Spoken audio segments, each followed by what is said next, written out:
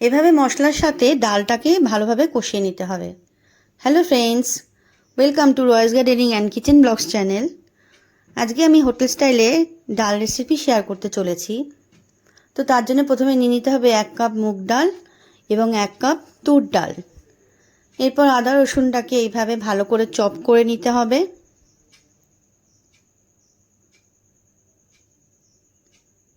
এর সাথে লাগবে টমেটো আর কারি পাতা, ফ্রেশ কারি পাতা। ডালটা 15 মিনিট মতো ভিজিয়ে রেখেছিলাম। এরপর প্রেসার কুকারে ডালটাকে 4 থেকে 5টা সিটি দিয়ে নিয়েছি। ডালের সমানের থেকে একটু বেশি জল দিয়েছি। আর এর সাথে অ্যাড করেছি নুন, হলুদ আর সর্ষের তেল।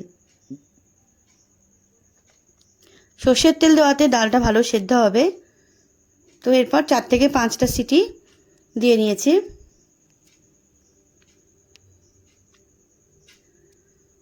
এরপর কড়াতে তেল দিয়ে দিয়েছি। দেখুন ডালটা ভালোভাবে সিদ্ধ হয়ে গেছে।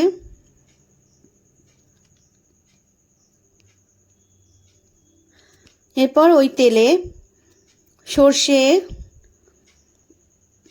জিরে, শুকনো লঙ্কা এবং হিং দিয়ে দিয়েছি। ভালো করে একটু নেড়েচেড়ে ভেজে নিয়ে তারপর দিয়ে দিয়েছি কারি পাতা। কারি পাতাটা একটু নেড়েচেড়ে তারপর দিয়ে দিয়েছি পেঁয়াজ।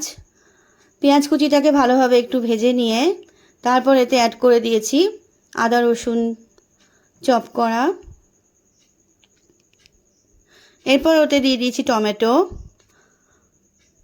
টমেটো কুচিটাকে দিয়ে ভালোভাবে নেড়েচেড়ে নিয়ে এভাবে একটু ভেজে নেওয়ার পর এতে আরও অ্যাড করেছি বেসিক মশলাগুলো, যেমন ধরুন হলুদ, লঙ্কা, জিরে, ধনে এবং সামান্য নুন। এরপর এটাকে ভালোভাবে আরও একটু ভাজতে হবে। এরকম ভেজে নেওয়ার পর সেদ্ধ ডালটা দিয়েই ভালোভাবে কষিয়ে নিয়েছি। এখানে কোনো জল অ্যাড করিনি।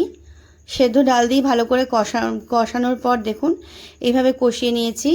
এবার তেল ছাড়তে শুরু করলে তখন পুরো ডালটাই ঢেলে দিয়েছি। এবার পরিমাণ মতো নুন দিয়ে দিয়েছি। এরপর ডালটা যখন ফুটে উঠবে, প্রায় 5 মিনিট মতো ডালটাকে আরও ফোটাতে হবে।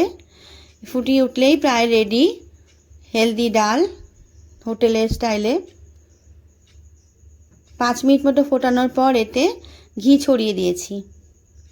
এতে একটা এক্সট্রা ফ্লেভার অ্যাড হবে। তো বন্ধুরা, রেসিপিটি যদি ভালো লেগে থাকে তবে অবশ্যই লাইক, শেয়ার এবং সাবস্ক্রাইব করবেন। ধন্যবাদ।